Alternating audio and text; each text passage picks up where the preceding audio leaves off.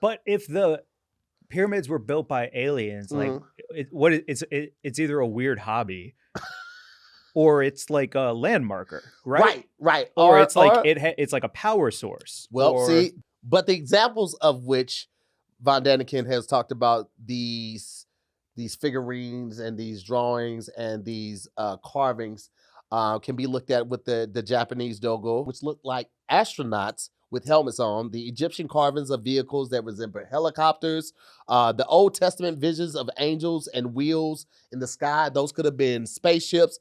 Then there's the destruction of Sodom from the Bible, right? Yeah. Which actually could have been evidence of the first nuclear explosion. I mean, the whole city exploded. It Boom. did? Big light, right? Could have been that evidence. Wow.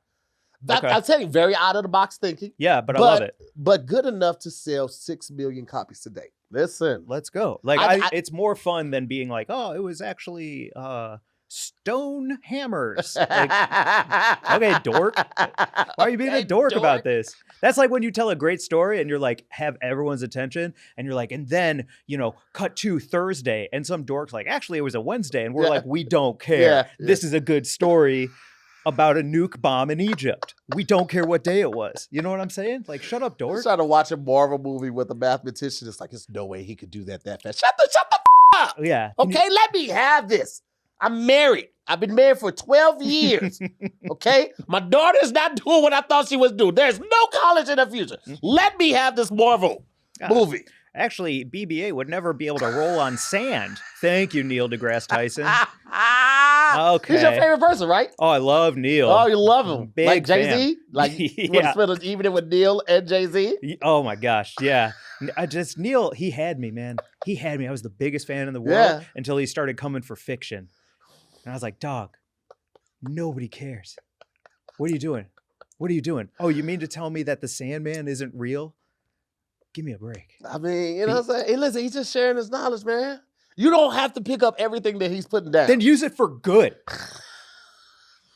Use it for good. If you're going to come for Star Wars, go off. Use it for good. Yes. Why aren't you coming for Darth Maul and being like, actually, 2 lightsabers like that, he wouldn't be able to hold it in the middle because we don't even know what that metal is made out of that allows him to hold the lightsaber. Like, what are we talking about here? What are we talking about, Neil? If you're going to come for everyone, quit coming for the robots who are just trying to help the humans. You know who we haven't talked about yet? Zecharia Sitchin. Another big thinker when it comes to ancient world, ancient gods, celestial beings, all of that. This is another big one. And we're gonna give you guys a couple big ones during this episode. We can't give you all because we would be here all damn day going through all the big thinkers when it comes to the ancient world and ancient gods. But we're gonna talk about a couple, and then we're gonna drop a couple names for you guys to do your own research. And also, if you guys have something that we might miss, or you think you have one that like, oh God, how the f did you guys miss this one? Put it in the comments. Obviously, we don't know everybody. We don't know everything. Let's learn together, man. Let's learn and burn. That's the t-shirt. Come on now. Learn and burn? Huh? Can we get legal to clear this? Learn and burn? I love that. I think it's amazing. Ooh. All right. Zecharia Sitchin. He talked about Anunnaki. Yeah, that sounds like a woman that just has the best sex in the world, I'm be honest with you. That sounds like the best. You ain't never heard about Anunnaki? Shit, man, you ain't live till you went to go see Anunnaki. She spins.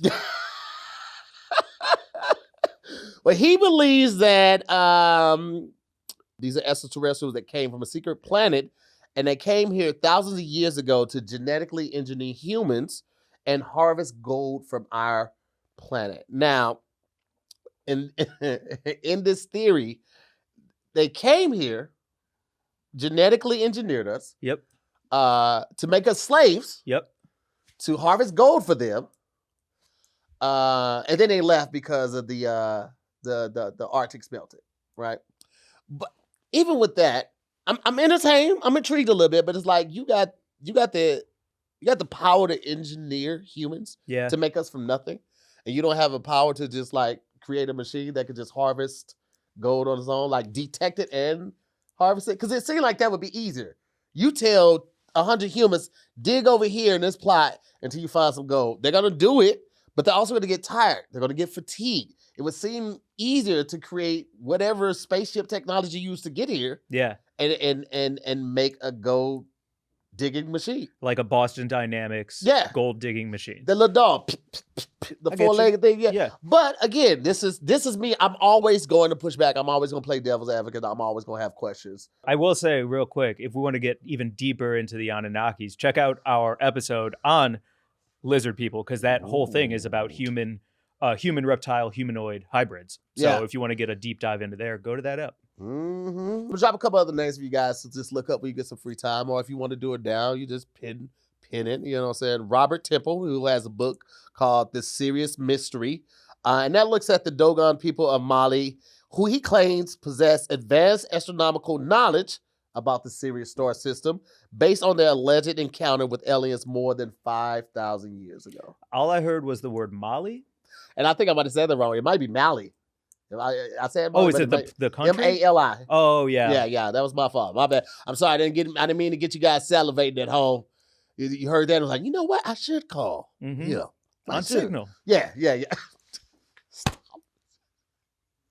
It's you can't get in Signal. You literally can't. Bitcoin, Signal, cryptocurrency, the new Silk Road. If I get pulled over and they check my phone, they're like, why do you have this app? I'm like, oh, my friend Mike said I should have it. I'm throwing you on the my name. Why would you say my name to the cop? I'm nervous. I'm pitting out right now. Jesus. He's like, Mike who? And you're like, Glazer. Like, Jordan, mother. I'm hot. So Robert Temples, he has a book, The Serious Mystery, and then also Giorgio. Now, you guys probably know Giorgio. If you're watching this show, and I'm thankful that you are, then you probably seen at least one episode of Ancient Aliens, which is, I love that show. You know Giorgio. He's the one with the hair. He always looks like he just got through running down 2 blocks. He's like, yeah, that's what... He just runs everywhere. Yeah.